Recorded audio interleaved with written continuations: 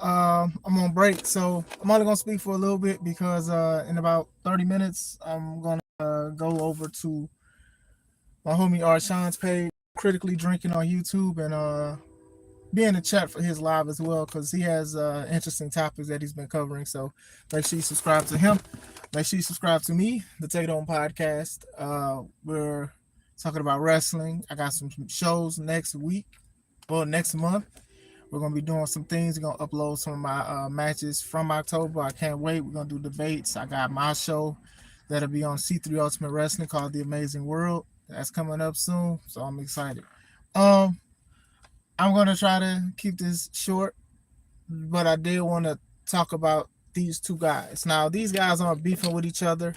I'm not here to disrespect neither one of these guys or whatever like that, but there's a point that I want to bring in this live, and it's wrestling is more than just actually wrestling. You get what I'm saying? I think that's a lot of people, we throw bias, and I'm guilty of it too. It's either you like this person or you don't like this person, or this person was from the past, or this person is current.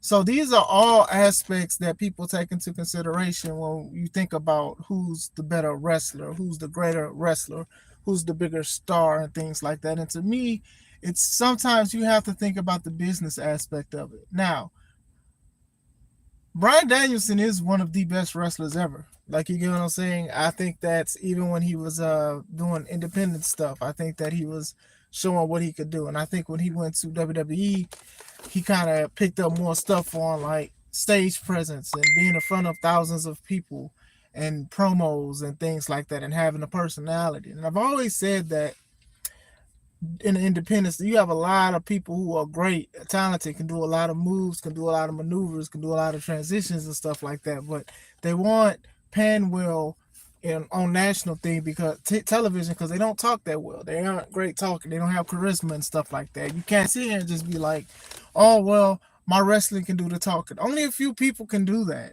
Only a few people. Brock Lesnar can do it because he had a manager, and it all worked out because he was believable.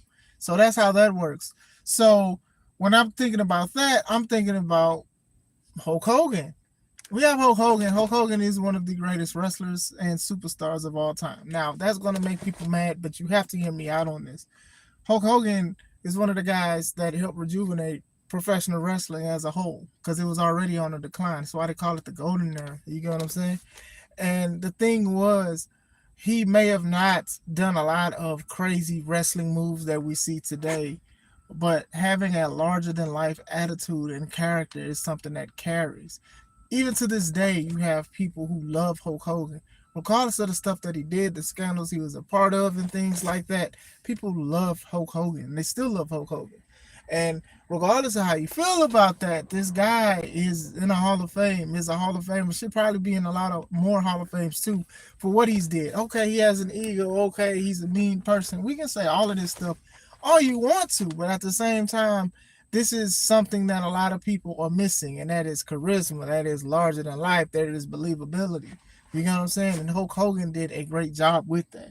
So that's why I would say like Hulk Hogan and Bryan Danielson. You know what I'm saying? I'm just saying that because I'm not even trying to say I'm putting both of these guys together. It's just that these are two guys that I can look at and I can admire both. And what up, Robert Brown, Lafayette, Indiana, in the building? What's going on, brother? God bless you. God bless you. But going into it, we can't sit here and just be like, oh, well, Bryan Danielson, he's just the way better wrestler. I'm like, when you look at professional wrestling on TV as a whole, it's more to it than just wrestling moves. You got to get the crowd into it. You got to get people invested into it. You know what I'm saying? It's levels to it. And I think that a lot of people, they refuse to see that. Look, man, in the wrestling business, you want to be a business and you want to make money. Did you hear about Hulk Hogan wanting to wrestle again? Yeah, he's wanting to wrestle like ever since. I know that he had that horrible back surgery where they was like literally taking chunks out of that man back. But he did it. I hate saying it like this, but he did it, and they sued him. I think he was successful. I'm not sure. But yeah, they said like his back is like very, very bad. But I am not surprised. And Honestly, I wouldn't be shocked if he wrestled one more time. Honestly, so. But going back to Hogan, uh, you have to learn how to be a business, right? Hulk Hogan is the epitome of what a business is. This man's likeliness is on. It was on grills. It's on a vape now. He has his own shop. He sells belts, cartoons, likeliness, TV shows, and things like that. He's done a lot. You know what I'm saying? And my thing is, he knows how to draw. People will buy a ticket to see him. And that is the biggest thing to understand about this wrestling business is that you want to be a business. You want to invest into the business. You want people to pay to see you. If they like you, they'll come see you. If they hate you, they'll come see you because they want somebody to knock your block off, to beat you up. That's the kind of things that happens. Hulk Hogan did a good job with that. A lot of other wrestlers did too. Roman does a great job with that. Cena did a great job with that. And that's funny. Maybe I should have chose Cena over Hogan in this thing because Cena and Bryan was together wrestling and stuff like that. But going into it, you get what I'm saying. People will pay to see this wrestler. People will pay. People will tune into it. People will buy a pay-per-view. They'll go to a live event to see this and things like that. People do this for Bryan Danielson as well. But when people just say, oh, well, he's just technically better. Yes, technical on the thing of going into the ring and having moves. But even then, when you look at Hogan, Hogan kind of brought in the more safer style in wrestling. And it's considered boring. Fine, if you want to call it boring. But when you look at his stuff in Japan, he was chaining, he was doing a whole bunch more stuff because that's what was required. And that's funny. Ironically, in all of this, even looking at Hulk Hogan's stuff in Japan and seeing how he was doing more wrestling holds and stuff like that, Kenny Omega's best work was when he was in New Japan. And you can't tell me otherwise. You cannot tell me that this man's work in AEW was a lot better. To be honest, I learned about Kenny Omega from my partner at work because he said check him out because of the storyline of him being in Japan, trying to beat Okada, learning how to speak Japanese, living out there, doing all of the stuff. And I'm looking at these matches, and these matches was about an hour and 30 minutes long. Good Lord. I will not watch the matches again. But they told a story. They were better. He seemed more serious. Like he was a playful wrestler, but still he was more serious because he was in a company that required him to be more serious. Now, Hulk Hogan and American WWE, I'm not saying that they didn't require him to be more serious, but it's more about the aesthetic, the larger-than-life attitude. It's more than just going out there and actually wrestling. And I think that people need to understand that. I think that Bryan Danielson understood that when he went to WWE for the time he was in, was that, okay, cool. All right, I can wrestle, I can do all of this stuff, and I have a following because of the independent scene and stuff like that. But what else can I do? What else can I do? And then the yes thing start working. I was saying yes and all of that before everybody else did. That's just a humble brag. I'm just a humble brag. I was doing that. I was like, okay, this was something cool, and everybody else was doing it too. I'm not saying I was the first. I would never say that. But look at it. People still do it now. Yes, yes, yes. That's a chant. Like some people will be like, "How are you the wrestler that we say yes?" May have not even seen a wrestling match. Can't even tell what kind of move he does. But they're going to say, "Oh, you're the guy that did the yes chant. So you're the guy that looks like this or looks like that." Wrestling is more than just wrestling holds. The Undertaker is my favorite wrestler of all time because to me, he did all of it. He was a character, Western mortician zombie guy. He was a character that could wrestle. He was 6'11", 6'10", 300 some pounds.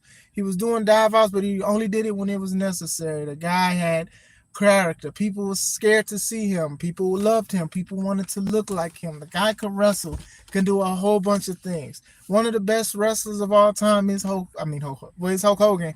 But The Undertaker to me will always be my favorite wrestler because of what he did, how he carried himself as a professional wrestler. Yes, he can wrestle, but he also had a character that people believed. People didn't point and laugh at. People believed that's what he was. People wasn't going to him and saying, hey, you're playing a fake character and stuff like that because of what he did.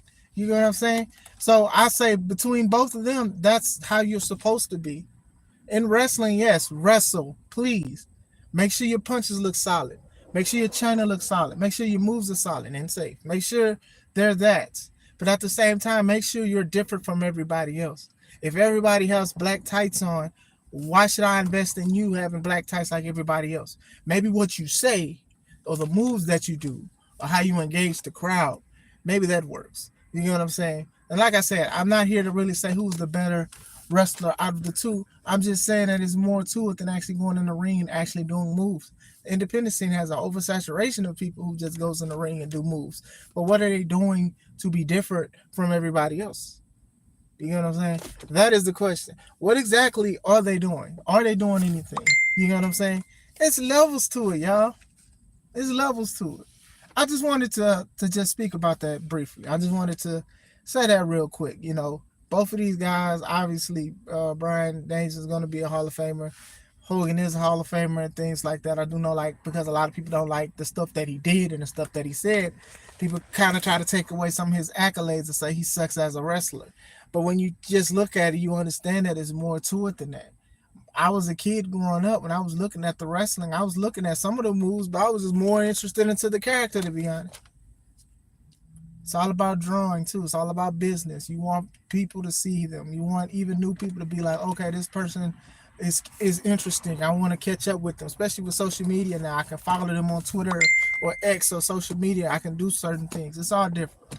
Just something for y'all to think about. I hope you guys are having a good day. This is Chris Classic. Let's take it home.